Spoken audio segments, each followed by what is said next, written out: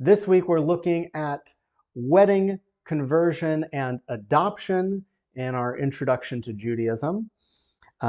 We've covered a lot of topics. Just before the recording started, we were joking about this great looking fellow in the middle of the picture here. Okay, I was making jokes. I don't know if anyone else was laughing. I only ask if you were laughing. I hope you were laughing with me and not at me.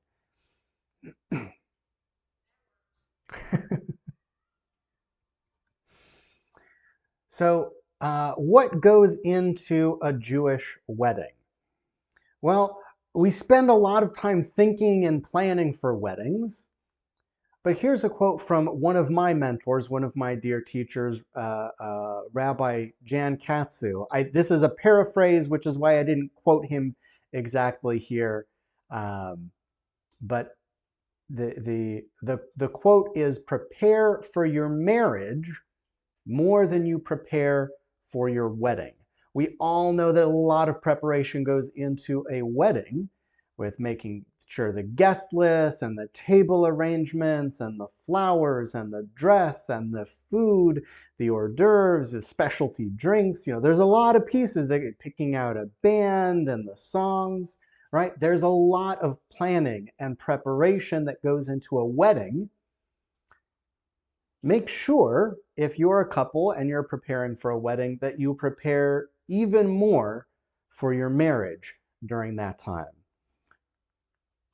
What does it mean to prepare for a Jewish wedding, for a Jewish marriage? A Jewish wedding establishes a Jewish home. That's the foundation of the marriage. You're building a home together. As you're preparing for marriage, you have to work together to solve problems. Some of you have been working together as a team, solving problems and growing together for many, many years already. I heard at least one of you say it's been 63 years of working together and growing together. And I don't know if anybody can beat that. We'll take numbers at the end, but I know that those of you who are joining me live here, many of you have been married for many long and wonderful years. Some of you are not yet married, and some of you have been married just a few years, and you're still working on it. Every marriage is a work in progress, but it's important to have a strong foundation that you start from. Having a Jewish marriage also means that you're raising Jewishly knowledgeable children. You're giving them the benefit of a Jewish education so they understand who they are. You're giving them the identity and the connection to their history.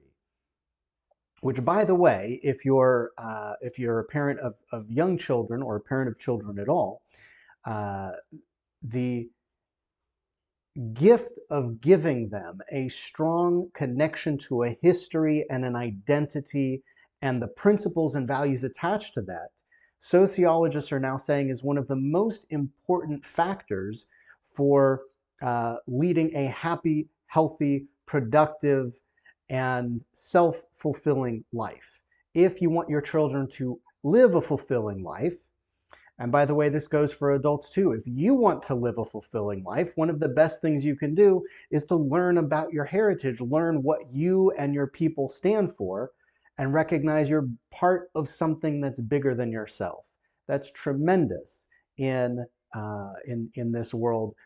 If you've got young children, you're giving them a big foot up, a big hand up, whatever the phrase is. If you're already adults, it's not too late.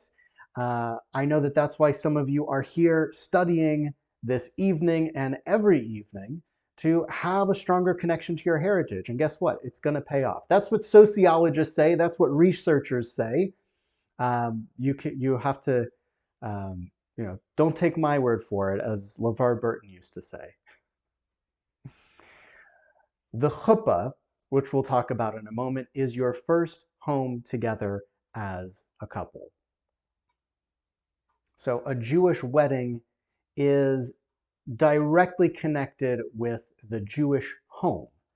They're not two separate ideas. A wedding is what establishes the home. It's not just a marriage between two individuals, but it's establishing a Jewish home and all of the things that that entails.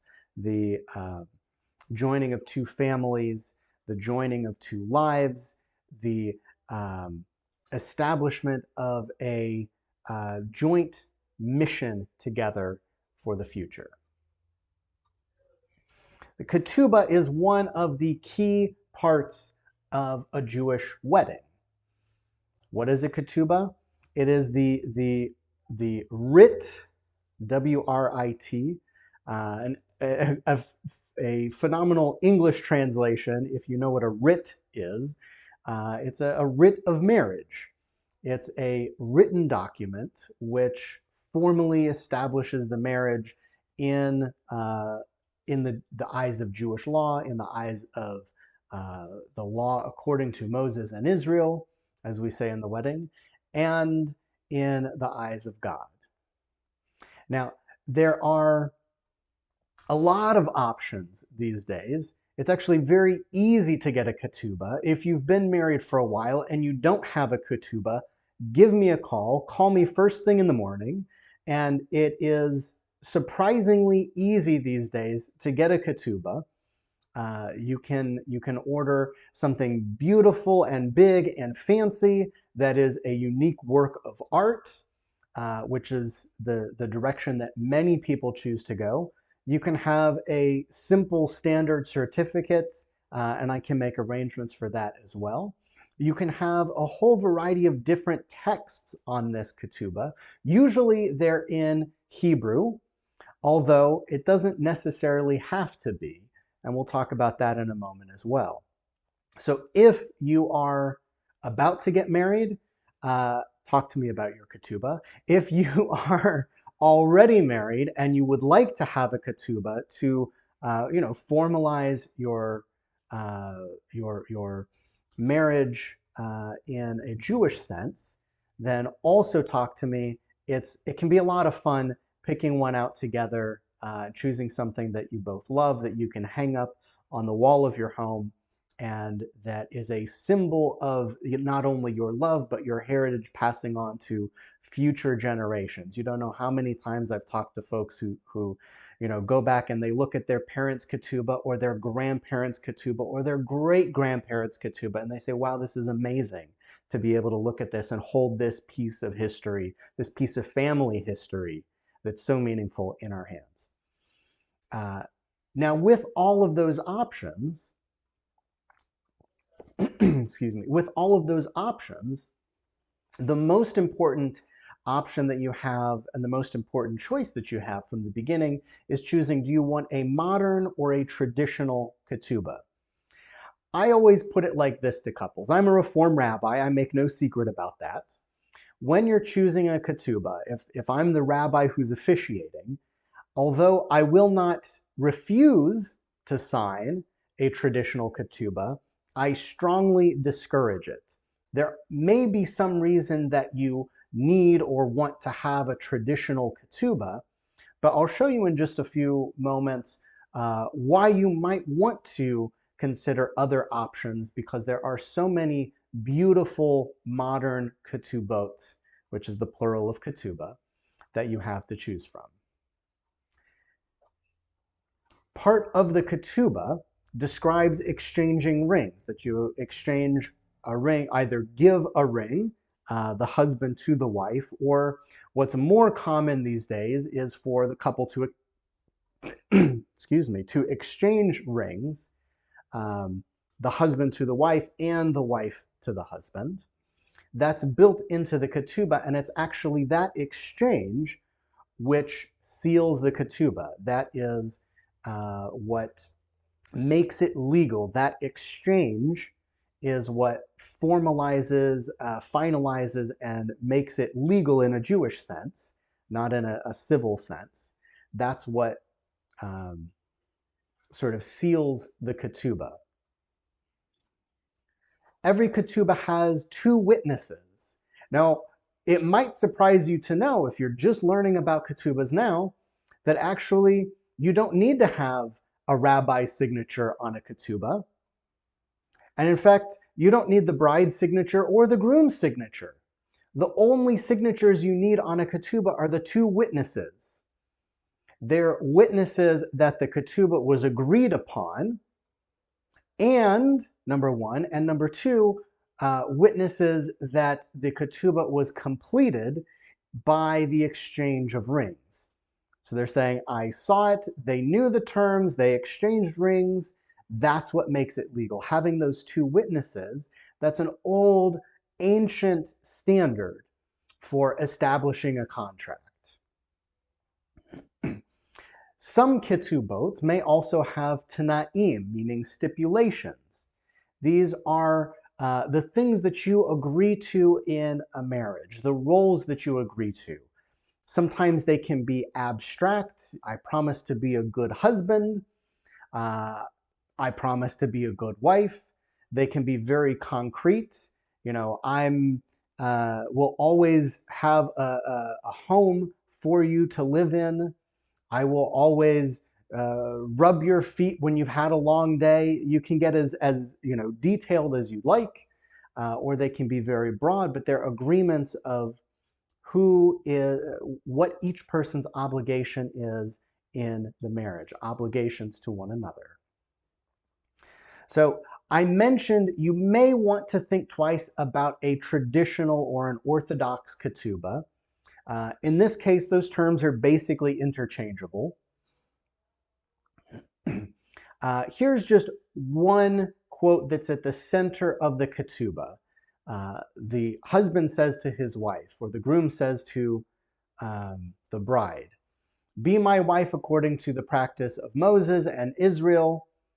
So far, so good. I will cherish, honor, support, and maintain you in accordance with the custom of Jewish husbands who cherish, honor, support, and maintain their wives faithfully. So far, so good.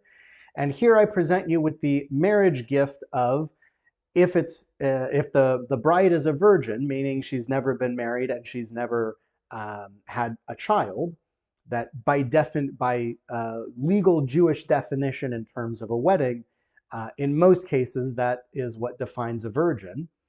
With this gift of 200 silver zuzim, which belongs to you according to the law of Moses and Israel." In ancient Jewish law, the ketubah was established as a contract of an exchange. If this seems a little bit like the husband is purchasing the wife, that's because that's more or less what's going on. I'm simplifying. I'll get more into that in a moment when we talk about ancient versus Talmudic versus modern marriage. But if this phrase is a little bit unusual to you, if it rubs you the wrong way, if you're a woman and you don't like the idea of your husband purchasing you or purchasing certain rights to you, then this might not be the language that is the most meaningful to you. In addition, this is used because in Orthodox communities, because it is the same formulation that has been used for hundreds of years. Orthodoxy is bound to that. Other Jewish movements are not.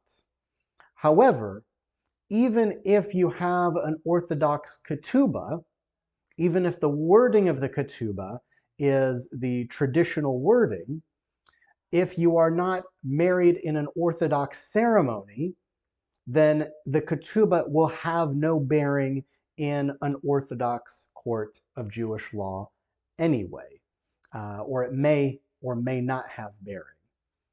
So given that legal status of this ketubah is not about establishing an Orthodox, at least if you're getting married in a Reform with a Reform rabbi, it is, since it has no legal bearing in Orthodox law, because it is a contract between husband and wife and God, it should reflect your values as husband and wife and your relationship with God. Now, if you see your relationship with your husband or wife and your relationship with God reflected in this kind of language, then by all means, you can choose a traditional Orthodox ketubah when you get married. But there are many, many different options. And in fact, if you've got this book at home, Living a Jewish Life, this author, Anita Diamant, has, here, I'll hold it a little bit closer so you can maybe see it. This author has a book called The New Jewish Wedding, and the updated version, which is The Jewish Wedding Now. I think I got that right. Which include many, many different options for the text of the Ketubah. And at the same time, you can go online to many different websites and find Ketubahs. When I told you, when you're looking for a Hebrew name, don't trust any website unless I give it to you. With Ketubahs, it's just the opposite. 9 out of 10 websites that you find that provide Ketubahs will have good, reliable, and very beautiful Ketubahs that they can provide, with lots of details about the wording in Hebrew, in English, etc. The second key component of a Jewish wedding is the chuppah. I always tell couples there are a lot of things in a Jewish wedding that are optional, that are traditional, that you can choose to do or not do. But the two pieces of a Jewish wedding that you cannot be without are the ketubah and the chuppah. And remember, the rings are also a part of the ketubah because they're connected. The chuppah is the wedding canopy under which a couple is married. It is a symbol of that home that you're establishing together. In fact, it is indeed the very first home that you as a couple occupy as a married couple. It must be covered on top, and it must be open on the sides. And in fact, there's a great midrash for this. Abraham and Sarah, the first Jewish married couple, had a tent with an opening on all 4 sides so that they could welcome in guests, that their home would always be open, not closed. That's one of the key features of a Jewish home, is it is a place of hospitality. The chuppah is open on 4 sides and represents that same openness, that your marriage is not just an agreement between 2 people, but is also open to the community that you welcome in and that you have obligations to as well. Let's talk about the ceremony itself. Originally, the ceremony was 2 separate ceremonies. You had the kiddushin or erusin, which was the betrothal, and it might be several months or even a year before the actual kiddushin, or before the actual wedding ceremony. The betrothal, and this was, during that time in the ancient world, you would arrange a marriage through your families, and that period of betrothal would be so you could get to know each other, so the couple could get to know each other, so the families could get to know each other, so they could work out any financial arrangements, who's going to pay for the wedding, who's going to pay for the house, where is the couple going to live, are there special gifts involved? All of those details would be worked out in that intervening period. So what is this kiddushin? Well, it begins with the kiddush blessing. Anytime we sanctify something, anytime we take something ordinary in the world and designate it as holy, every time we make something holy, we usually have kiddush, which is said traditionally over wine or grape juice. It also is the part of the ceremony where you exchange rings, either give a ring or you each give a ring to one another. The ketubah is often read aloud, either in Hebrew or English or both, so that you know what you're agreeing to. And then the second part of the marriage ceremony, the wedding ceremony rather, is the marriage itself, which is nisuin. Literally, nisuin means to elevate, the elevation ceremony. That's the actual marriage. Now, in a modern Jewish ceremony, these two separate ceremonies come together side by side, one immediately following the other. These go together. Sometimes they can be two separate ceremonies, one short ceremony, in the morning or the afternoon, in a separate room where the ketubah is read and signed and so forth, and then another ceremony, or the ketubah signing could include elements of the kiddushin, and then under the chuppah having a separate ceremony with the nisuin and the completion of the kiddushin. You have a second cup, because originally these were two ceremonies, so there is a second cup that you say kiddush of wine or grape juice. And this is where you have the famous 7 blessings. If you have an opportunity, go on to Google or YouTube, look up Sheva Brachot, 7 blessings, and you can find many beautiful renditions of these 7 blessings. These are a key component of the wedding. Why 7 blessings? Well, 7 days of the week. 7 is a symbol of completion. What happened on that 6th and 7th day? What did creation accumulate? On the 6th day, human beings were created, Adam and Eve. On the 7th day was their first Shabbat, both of God and of human beings. So this is your first Shabbat, your first celebration together, your first holy day. Usually the service the ceremony ends with breaking a glass. You can use any kind of, it doesn't have to be a drinking glass, it can be any kind of glass. In fact, I often recommend using a light bulb because they break easier, they're safer, and they make a much more satisfying pop and crunching sound when you step on them. And the sound is really the important part. Why do we step on a glass? Where does this tradition come from? I don't know. Any rabbi who tells you otherwise is giving you a bubba maisa. You know what a bubba maisa is? That's an old wives' tale. This is a tradition that we actually don't know where breaking the glass comes from. There's nowhere in the Talmud that says, when you get married, you must break a glass, and here's why. It's a tradition that emerged over time.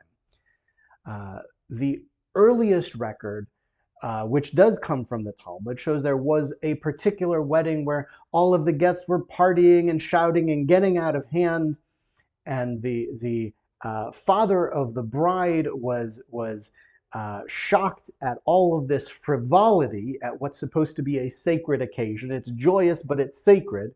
That he took a glass and shattered it against the wall or against the fireplace to get everybody to calm down and recognize that this is a holy moment. There are teachings that breaking the glass symbolizes the destruction of the temple in Jerusalem, that even in a joyous time, we remember that joy and sadness come together in life, that we are never completely fulfilled in this world, that it's always something that's in process, something that we are building, just like we are building toward having this messianic age in which the temple is reestablished. There's another theory that breaking the glass was an ancient Mesopotamian tradition that was superstitious. It was believed to scare away demons that could be coming to meddle in this marriage, to protect the wedding couple, and this breaking glass, the sound would scare away any bad, evil spirits that were coming to cause trouble in the marriage. At this vulnerable time, it could be just this superstition from ancient Babylonia. So why do we break the glass? I don't know. If you ever do get married, I know there's some folks out there that are still waiting to get married that may be in this class right now. You'll get a slightly different explanation based on all of my studies. This does not exhaust all of the reasons for breaking the glass, but you'll have to come to a wedding that I officiate to find that last reason. All right. What are some other important wedding terms and rites? Those are the basics. Everything that we've just said, if that's everything that's in your wedding celebration, then you're in good shape.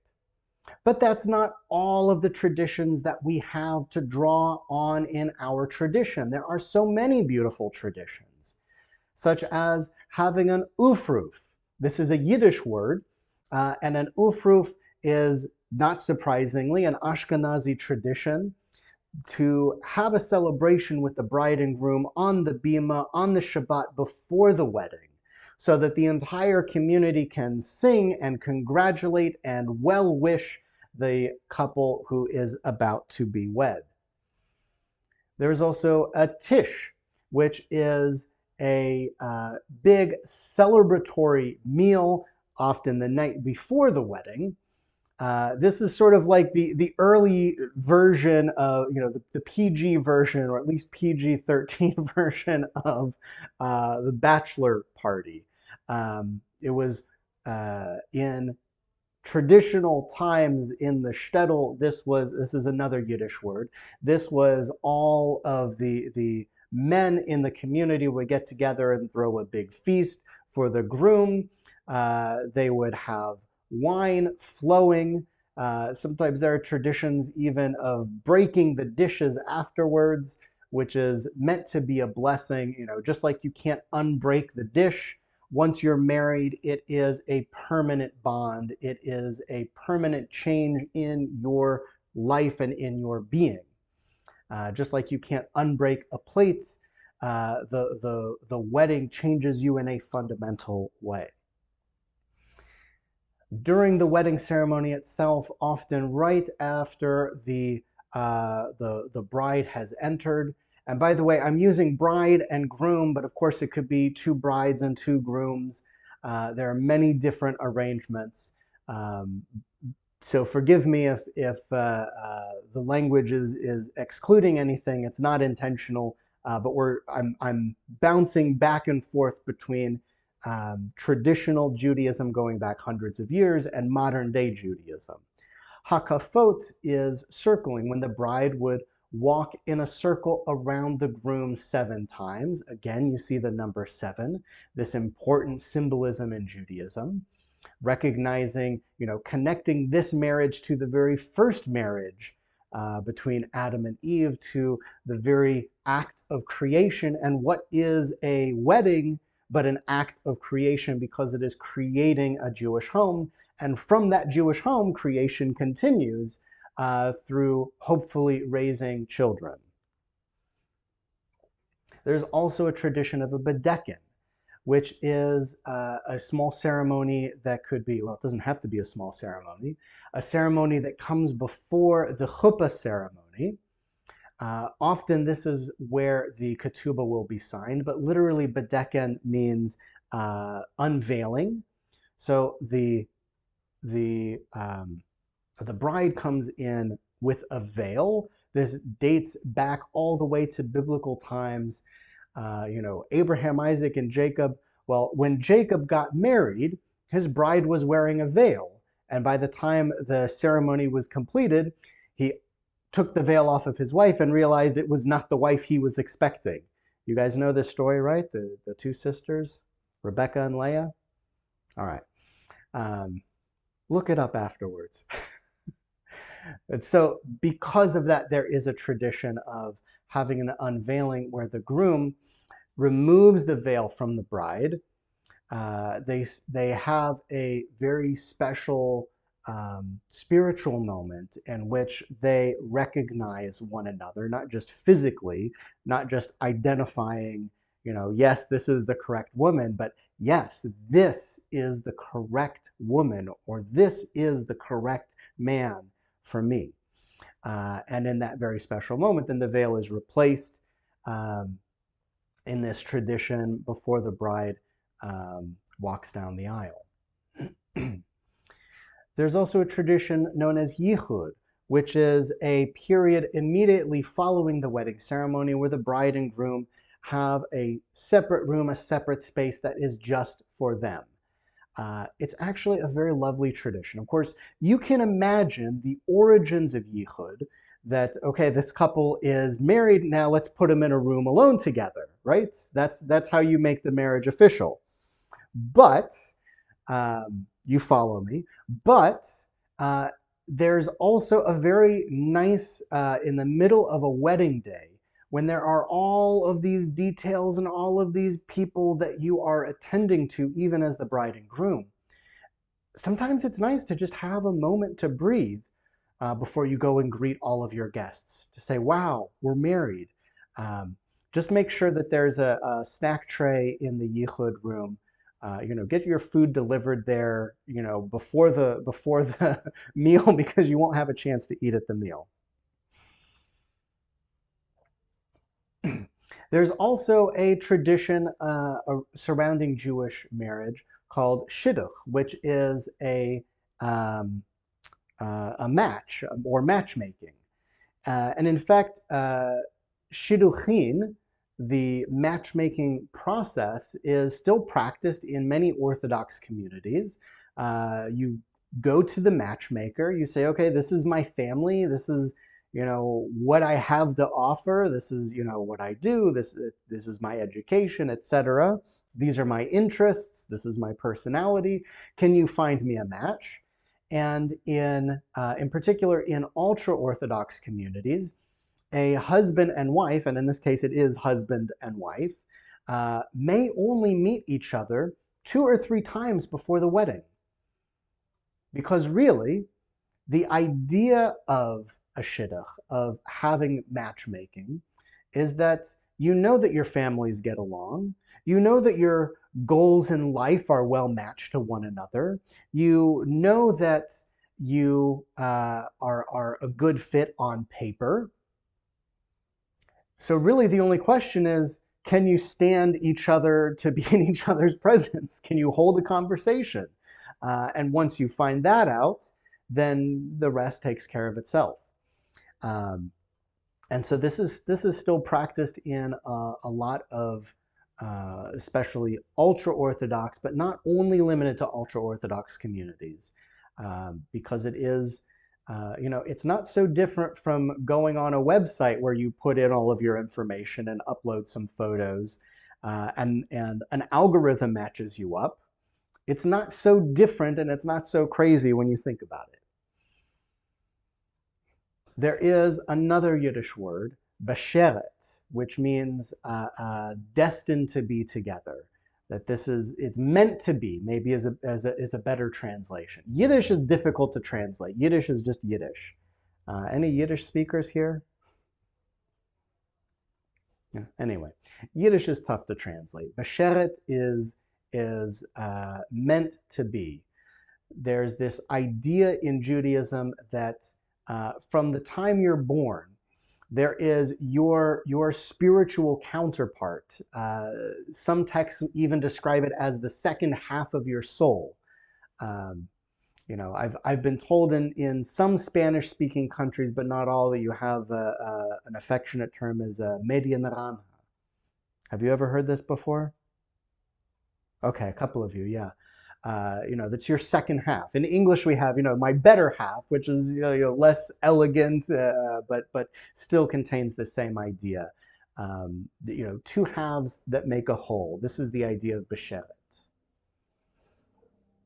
In some communities, and really in any community, the groom might wear a kittel, which is often worn for high holidays, but it is a white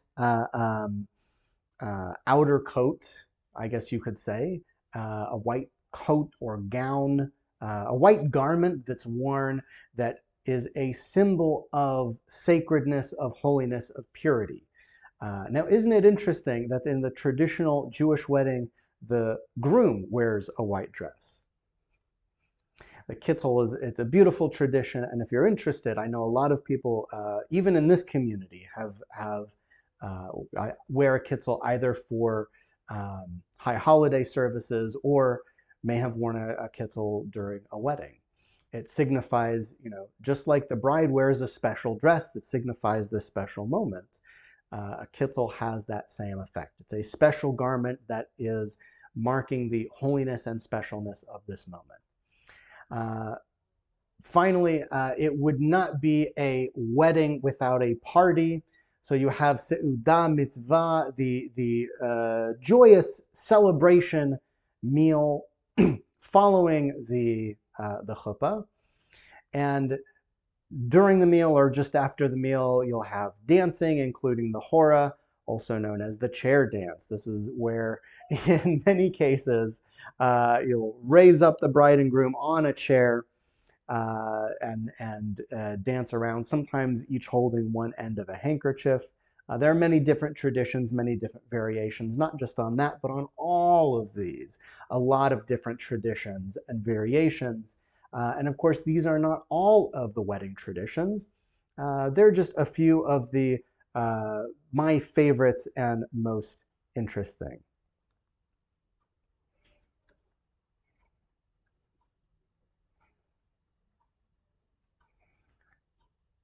I'm taking a moment to look at the chat here. Oh, somebody celebrating 70th anniversary coming up. Maybe in the Ranha, okay. Throwing candy at the bride and groom. When we do throw, yes, during an ufruf, it's customary to throw candy at the bride and groom. I guess it depends on how, what type and size of candy. No jawbreakers. I could see you out there, you troublemakers. Hopefully soft candies, but we do have a Jewish tradition of throwing candy, also at B'nai Mitzvah, different types of celebrations, sometimes even confirmation, where we throw candy because it's meant to be a sweet blessing, a blessing of sweetness. And why do we have the hora? It's just a traditional wedding dance. There's what makes something a celebration. Generally, food, drink, music, and dancing. Those are sort of universally, I believe, across cultures, you'll find some combination of those that signify joy and celebration. And so the hora is one of those traditional dances to celebrate the wedding. So where did all of this come from? Let's pause, rewind all the way back to the beginning, the very beginning. In the very beginning, God created the heavens and the earth, right? The first mitzvah in the Bible, by the way, oops, I'm on the wrong. The first mitzvah in the Bible, the first commandment that God gives to anybody in the Bible is be fruitful and multiply. It's a commandment. It's a mitzvah. If you're being fruitful and multiplying, congratulations, you're doing a mitzvah. If you're attempting to be fruitful and multiply, congratulations, that's a mitzvah too. I bet you didn't know that was a mitzvah. Well, maybe you did. That's the first commandment, the first mitzvah in the Torah, given to anybody. And it's given to Adam and Eve, the very first couple in the Torah. In the Torah, marriage looks very different from what we are accustomed to seeing today. You might have remembered when I was mentioning Abraham, Isaac, and Jacob, and how Jacob had two wives. Well, Jacob was not the only one who had two wives. Even Abraham had his wife Sarah and his concubine, or her handmaid, to be more correct, Hagar, who also gave him children. And in fact, many biblical figures had, many male biblical figures had multiple wives. This was a form of marriage that was very common, very typical in the ancient Near East. And in fact, throughout the world in ancient times. It is still practiced in some parts of the world even today. There are some cultures that allow multiple wives or sister wives in one household, in one family with one husband.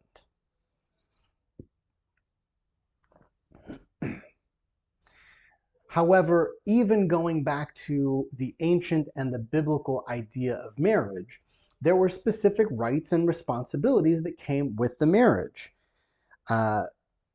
With the right of exclusive cohabitation, meaning other than the husband and wife, other than the people in a marriage, which might be one husband and multiple wives, they have mutually exclusive cohabitation.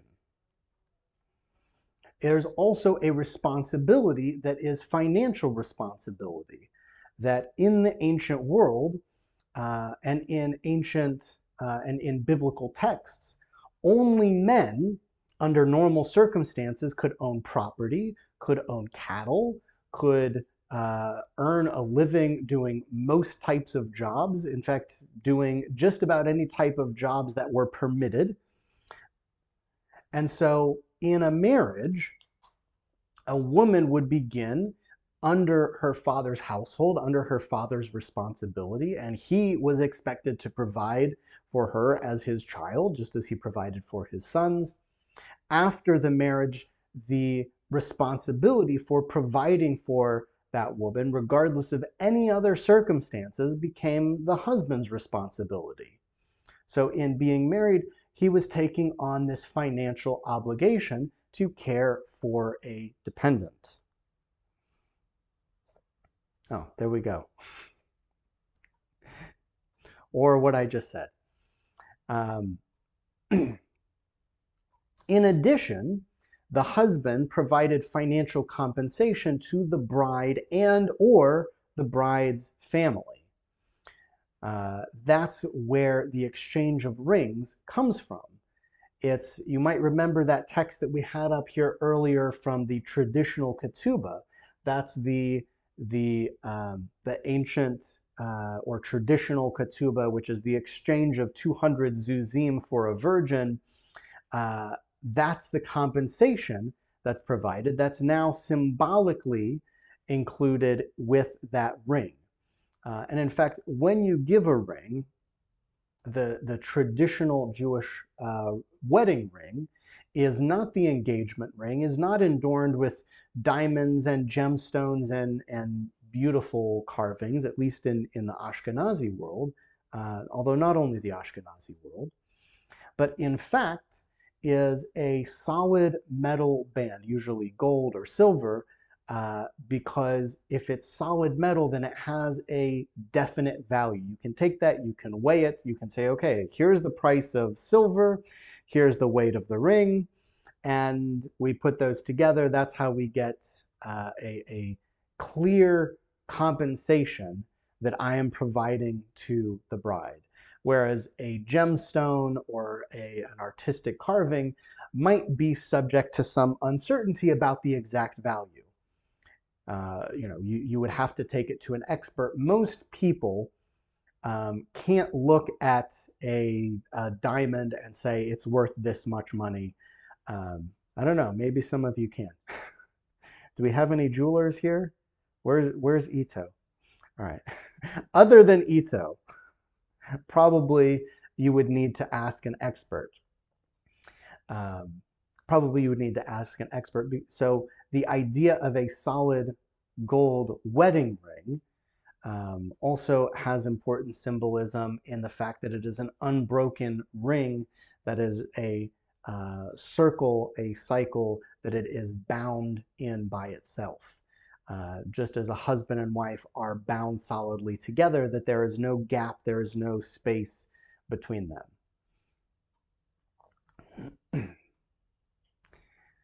And in addition to supporting the bride and providing to her family, the husband was also taking on the obligation to support their children. Those could be her children from a previous marriage and also any children that they should have together. These are legal obligations that were legally enforced in the ancient world. If a husband was not providing appropriately for his bride, her family, or even in some cases the bride herself, could take him to court, could take him before the Beit Din, who could compel the husband to pay child support, to pay, I forget what we call, I'm blanking on the word for you know, if a husband and wife are divorced and he is obligated to pay a certain amount. Whatever it's called in modern law. These are obligations that are included, eventually come to be included in the Ketubah, which brings us to the Talmud. When we start to talk about the Ketubah, we are already talking about the Talmudic period. So this is after the biblical period, we enter the Talmudic period. So the Bible is already written, it's closed. Now we're in the Talmud. We've gone from BCE to CE. And what is marriage in the Talmud? It is a legal transaction. The language of the Talmud is all built around transactions, around exchanges. How do you know, if you bought something and it breaks right away? Who's responsible? Is it the seller or the buyer? If you're about to buy something and then you change your mind at the last minute, who's responsible? The buyer or the seller?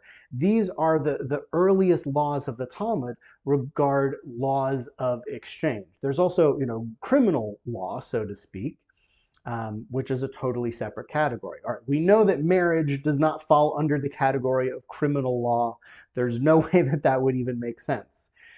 It's an agreement between two people. It's a contract.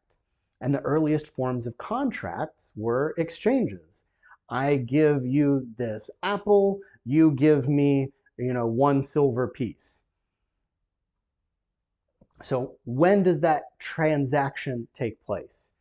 I give you the apple and, a goat comes along and eats it out of your hand while you're handing me the money. You say, oh, never mind, I'll keep my money, I don't want it anymore. These are things that have to be solved. So the Talmud has systems for dealing with all of these types of legal transactions and has ways of making them enforceable. What does this have to do with marriage? Well, because that's the language that the Talmud has to work with. Why does the Ketubah contain language about this exchange, and she comes from her father's house with a certain amount of money, and the husband is providing this certain compensation, and the bride is providing this certain compensation? Because that was the language that was available to make something legally enforceable. So you could say, this is the exchange, and that's why the ring is exchanged in front of witnesses. So you can say, we witnessed this exchange, the marriage was finalized. We saw that moment. Up until that moment of giving the ring and making the declaration that you're receiving the ring, in completion of the Ketubah, the marriage is not final. That's the point of no return. Those are the magic words. The words you say, Hareat mikudeshet li, when you say those words, giving the ring and receiving the ring, those are the magic words that complete this interaction, which is in the language of a transaction, because that's what was available to the jurists of the Talmud. So what is actually being exchanged? Rights to fidelity, that this couple enters an agreement of fidelity to one another. It was written in legal language, which is, in Judaism, all legal documents were traditionally written in Aramaic. Where else do we see Aramaic? Well, we see it in the Kaddish prayer, which is at least in some scholars argue, is a legal formula of praising God and paying supplications to God. We also see Aramaic in Kol Nidre. Kol Nidre is not a Hebrew prayer, it's Aramaic. We repeat it 3 times. These are all because it is meant to be a legal, it's meant to affect the legal status of vows, right? Kol Nidre, you remember Kol Nidre from High Holidays? It's in Aramaic, and this is why, because that's the language of the law. It's also the language that most of the Talmud is written in. Divorce. Divorce might be bad, but it's not a bad word. Divorce is not a bad word in Judaism. There is a system for divorce, and in fact, the Ketubah itself describes the obligation should this marriage agreement be severed. These are the couple's obligations to one another. That the husband, will continue to provide in such and such a way. I've heard it described. In fact, I've heard the Ketubah described as the world's first prenup. I like to think it's something a little bit more, beautiful than that. But fundamentally, the idea of divorce and what to do in the case of divorce is built into Jewish law and Jewish tradition. There is a rite of divorce, just like you have a rite of marriage, the Ketubah, and the rite of divorce is called a get. There's a tradition of chalitza, which happens in a case of a couple that does not have any children, where the bride will perform chalitza. This goes all the way back to ancient times when it was the groom's brother's obligation. Actually, this should be for death, not for divorce, but you'll see how it's related to divorce. In ancient times, a groom's brother, if the groom died before giving children to his wife, that's the framework that they understood it. The groom's brother was responsible for marrying his brother's widow. However, she could divorce him preemptively through a process known as chalitza. I already mentioned that this is built into the Ketubah.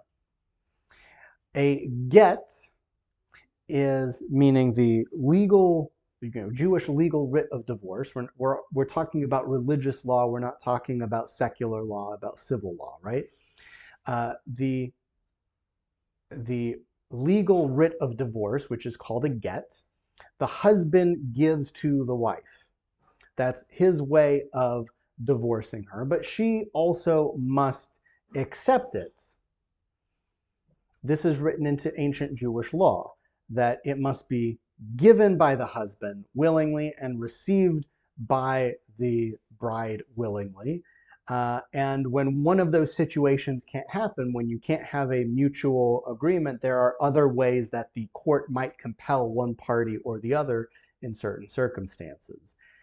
All of this was originally to protect the woman because the get would include her payment for, and again, I'm blanking on the word in modern English.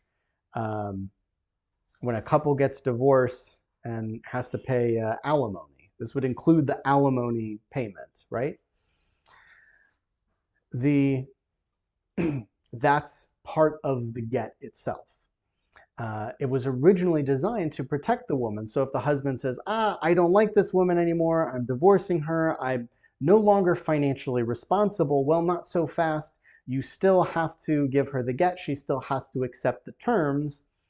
And before the divorce can be finalized and you can either remarry or carry on or be exempt from further financial obligations.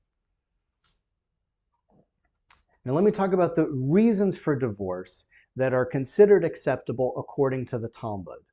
There's a machloket, which is a principled disagreement. One rabbi, Beit Shammai, says only an extreme case such as infidelity is cause for divorce. There must be cause. You can't have divorce with no cause. There must be cause, and it must be an extremely compelling reason, such as infidelity, to warrant a divorce. However, Beit Hillel says anything that is that the husband considers an affront, even a burnt meal, could be grounds for divorce. And in fact, so listen up. I don't know if any of you cook for your spouse, but just be careful. So what does this mean? You have to have cause for divorce. And by the way, Rabbi Akiva later on says you do not need any cause for divorce. It can just be, how do they usually say it? Irreconcilable differences. You just can't get along anymore. Rabbi Akiva says that's enough cause for divorce. You don't need a cause. It can be for just because you don't like each other anymore. The availability of divorce is actually an important building block of society. If a couple gets married and they're truly wrong for each other, and we know that it happens, do we want them bound in this agreement for eternity and bound to a miserable life, or bound to, God forbid, an abusive life? We want to make sure that this couple can be happy. And so that's why all of this is built into Jewish law. That's why I say divorce is bad, but it's not a bad word.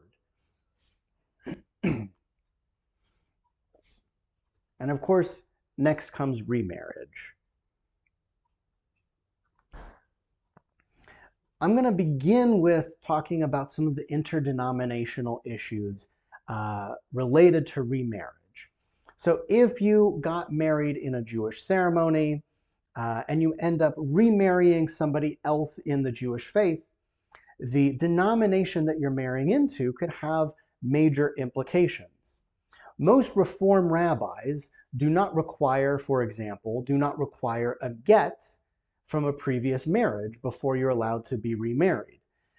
It is considered legally sufficient, halachically sufficient, I'm talking again about Jewish law, to have a formal civil divorce, that a civil divorce meets the requirements of a get according to the halacha of our, the people who are smart enough to know these things, the great rabbis of the Reform movement who understand these interactions a lot better than I do. However, if you are in a conservative congregation or being married by a conservative rabbi and being remarried, or certainly if you're being remarried by an Orthodox rabbi, in either case, you might be required to get a get. And by the way, if you have a conservative get, that may or may not be acceptable if you're marrying into an Orthodox family.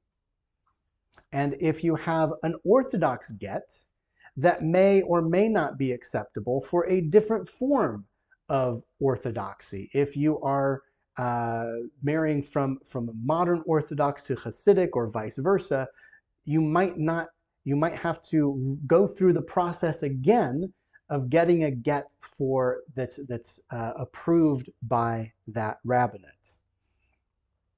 Now, in order to avoid this difficulty of having to go through a divorce and then go through a divorce again, conservative rabbis created what's called the Lieberman Clause, which is included in all conservative ketubot when you first get married, which constitutes a legal obligation that if you get a civil divorce, that automatically counts as your get and you're allowed to be remarried after a certain period of time.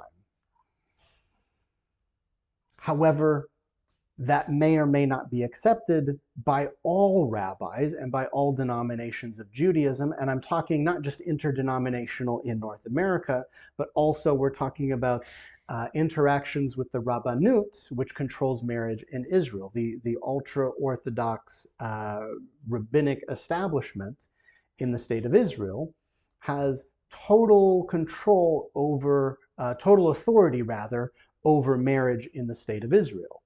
So it's not just a matter of if you are remarrying somebody who's Orthodox, but if you're remarrying somebody who's Israeli and you want to have the wedding in Israel. This leads to an aguna problem. An aguna means literally means bound, and it's especially significant in Israel, where if a woman doesn't have a get that is acceptable to the Rabbanut, she cannot get remarried. This means that the husband, although the get was originally designed to protect women, now it is something that gives the husband tremendous power over an ex-wife because he can always refuse to give the get. And there's very little in modern society that a Beit Din can do to compel him to do so. This, by the way, would be a great movie because there are basically Jewish mobsters that will go and, make him an offer he can't refuse. If you pay them a certain fee, they'll compel a husband to give a get to free his wife. They might be divorced in civil courts, but to get the get in a religious court so that she can remarry, especially in Israel, he has to agree. So it's somewhat ironic that this thing that was originally intended to protect women now is used to the disadvantage of women, and in some cases does very real harm. All right. All of this about aguna and remarriage, it's important to know and have in the back of your mind. It's not part of your everyday Jewish life, but when somebody brings up, what do you think about the aguna problem, you should at least know what it is. That's my opinion, because it's a major issue for a lot of people in the Jewish world. All right.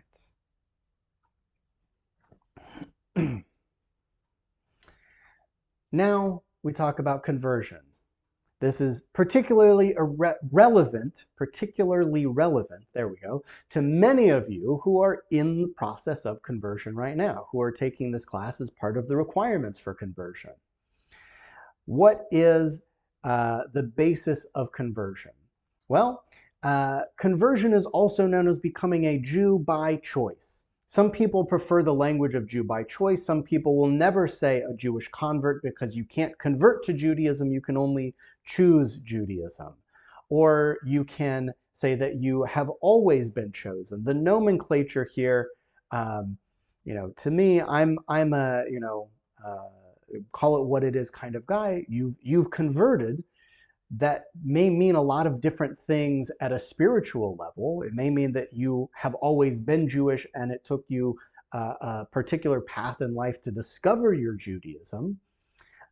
Some people say they don't like Jew by choice because they feel like they were compelled by their spiritual force to become Jewish and that it really wasn't a choice at all. So you'll see different words and different nomenclature used, but let me stick with this idea of Jew by choice, that somebody who converts maybe convert is not as accurate as choosing Judaism.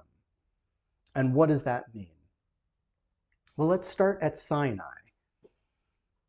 At Sinai, when we stood as a nation ready to receive the revelation of God, we all chose, Na'aseh v'nishma. We will do and we will listen, is what we said to God when offered the opportunity to receive the Torah. In other words, every single Jew is a Jew by choice, that we choose to be Jewish. So somebody who chooses later in life and is identified as a Jew by choice is in fact the same status as anyone, because we also stood at Sinai and agreed that we will accept God's law and whatever God's law may be.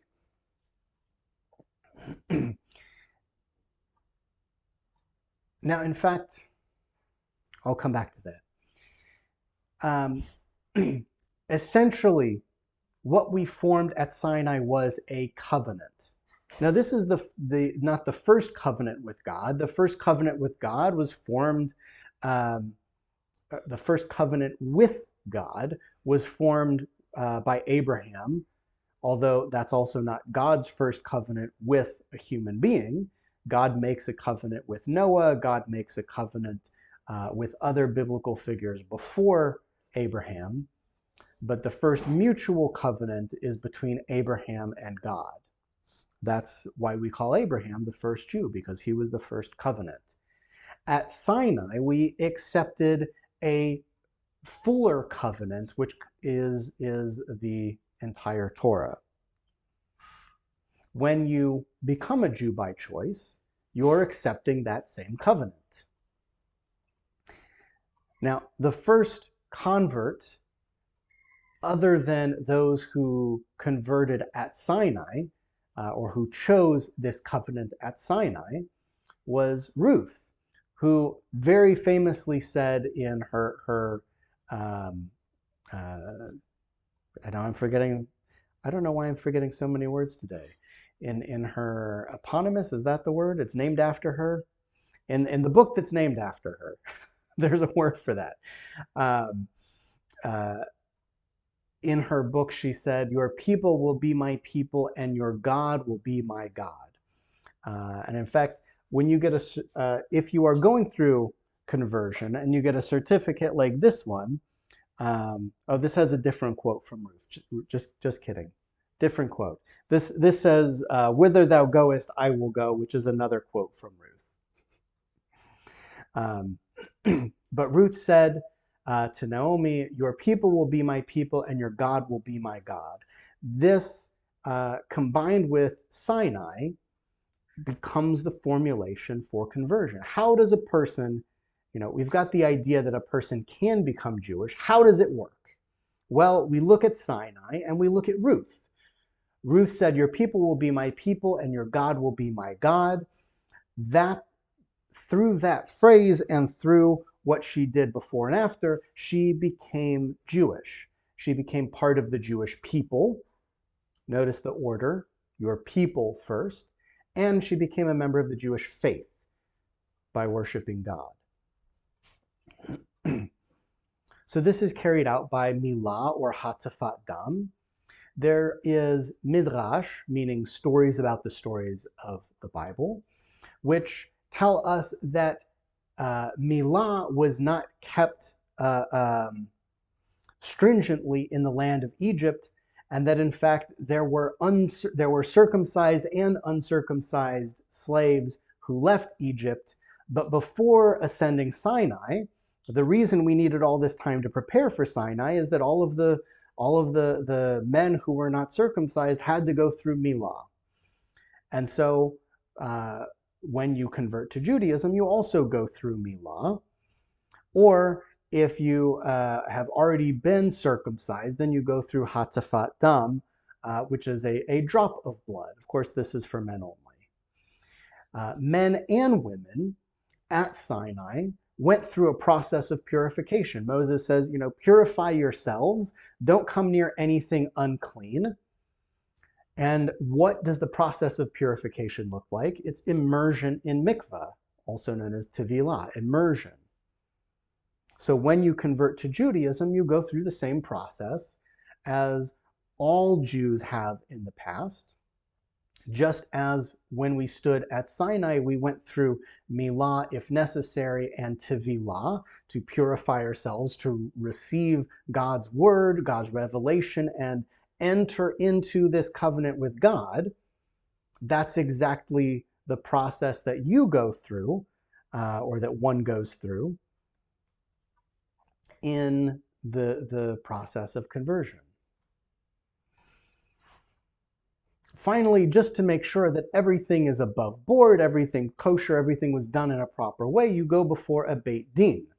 That is a Jewish legal body made up of 3 learned Jews.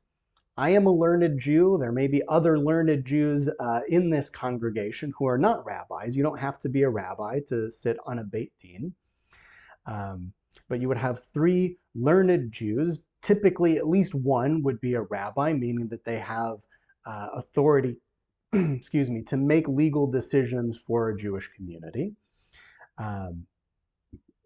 That would assess a convert and say, you know, this person is ready to complete their conversion. This is followed by a public declaration, just like at Sinai, we said, Na'aseh v'nishma, we will do and we will listen.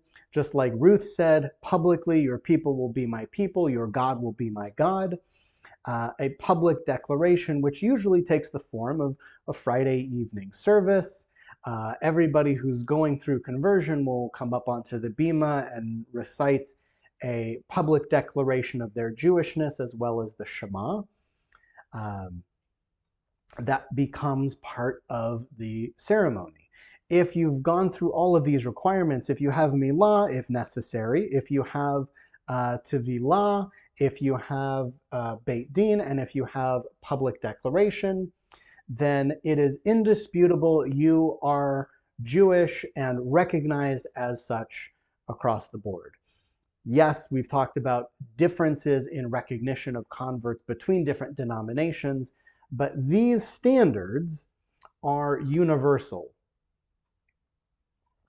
Interestingly, there was a period in the Reform movement that said, you know, all of this stuff is unnecessary. The only part that is, and there's biblical text to back this up as well, the only part that's necessary is the public declaration. And so there was a period in the early days of Reform Judaism where the entire conversion process was in that public declaration, you know, which of course came with approval by the rabbi, but there was no milah, no tevilah, and no Beit Din in for about 100 years in the early days of the Reform movement.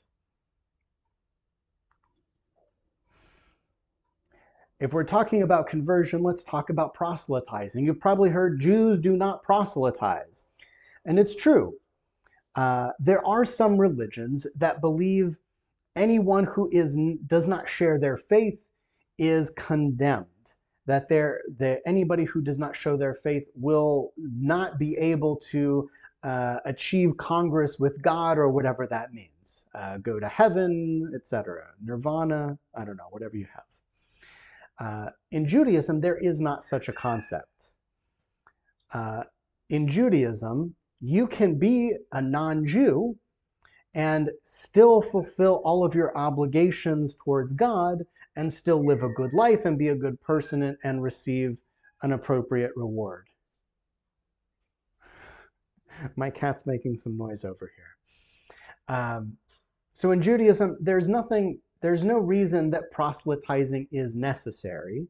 And generally speaking, when you look at Jewish history, proselytizing has never really been an option for us. When you are an extreme minority, as we have lived as a minority in diaspora for most of Jewish existence, even in, you know, basically, unless you go back to the days of Solomon, even in the days of the prophets, we know that the prophets went to Egypt and the prophets went to parts of what's now Greece, and the prophets went to, Persia or Babylonia. We know that there were Jews living outside of the land of Israel as minorities in other nations. So proselytizing, historically speaking, was never an option. There are a few rabbis, it's a minority, but there are a few rabbis that say we should be proselytizing. Judaism is great, and we should, you know, be trying to bring people in so that we can continue to grow Judaism and expose this wonderful tradition that we have to people who may not realize that this is for them. There may be people that go through their whole life and never realize that they were meant to be Jewish, so we should be proselytizing. There is a myth that when somebody comes to convert, they should be turned away 3 times. It's based in the Talmud, where there are specific things. If somebody comes to convert, there's a particular passage, I don't have the, ask me later, I'll give you the citation, where it says if somebody comes to a rabbi to convert, first the rabbi should tell them about the laws, meaning as a non-Jew, you only have 7 laws you have to follow. As a Jew, you have 613. Then they should tell them about Jewish persecution. You know, if you become Jewish, you'll be, you know, reviled for all of these different reasons by all of these different people. And only then should the rabbi accept somebody as a convert. So that's where this myth of turning someone away 3 times comes from. I'm not saying just because it's a myth means that there's no rabbi that does it. There probably are rabbis that do this, not even realizing that it's a myth. And of course, I would be remiss talking about conversion without talking about interdenominational issues. Just like we talked about relating to a wedding or divorce or remarriage, there are varying cooperation and recognition between different movements.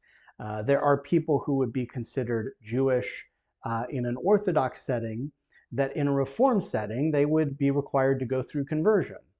There are people, probably many more people in a Reform setting who have gone through a process of conversion that if they wanted to participate in an Orthodox service would have to go through a process of conversion again, or maybe a modified process of conversion, depending on, you know, the community or the congregation.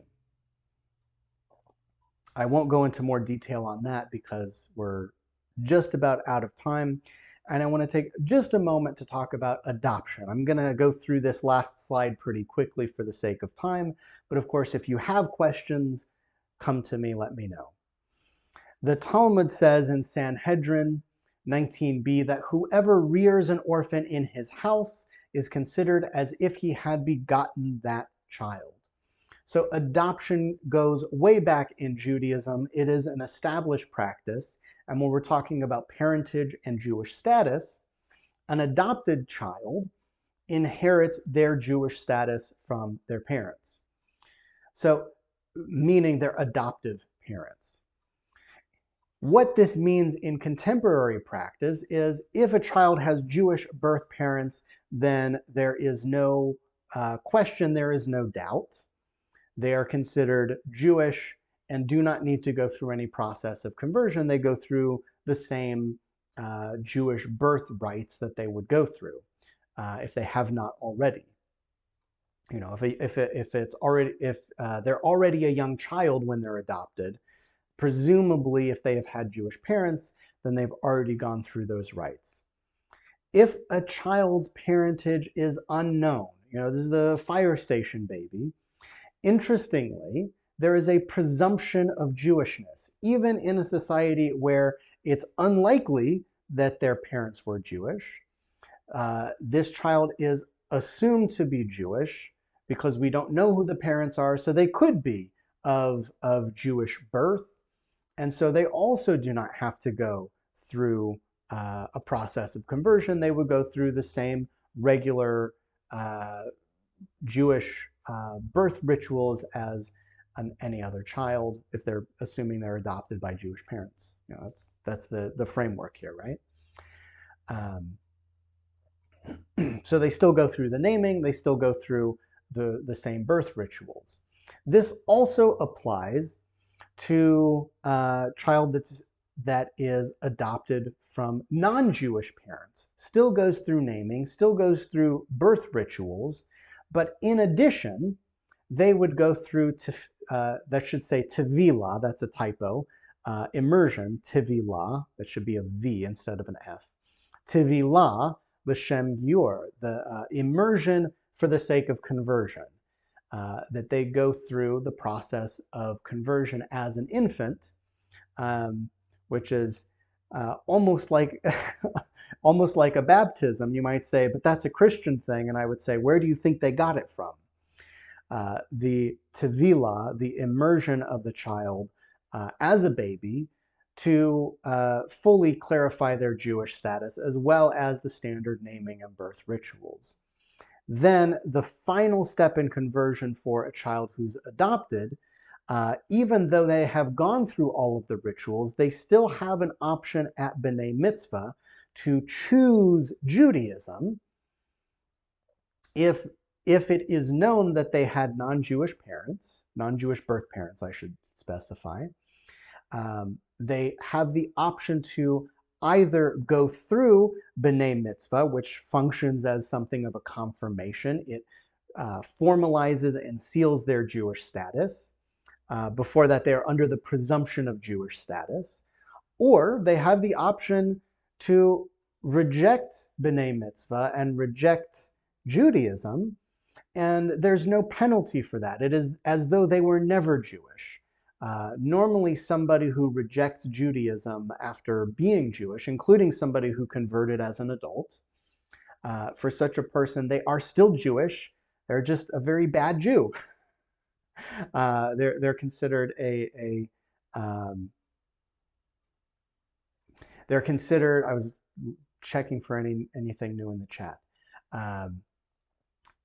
They're considered a Jewish apostate, that they have rejected their Judaism but are always welcome back. Even if you convert to Judaism and then later in life you convert to Christianity or Islam or Buddhism, I don't know if you actually convert to Buddhism.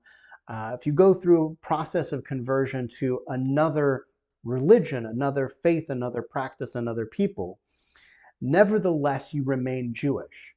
And when you come back to Judaism, there may be a ritual of return, but there is no conversion. Once you convert to Judaism, once your Jewish status is affirmed in a formal way, that's what we're talking about. That's what conversion is, the formal recognition of your Jewish status. That can never be taken away for the rest of your life. All right, I'm going to stop there. I will stay on for a few questions. So stick around.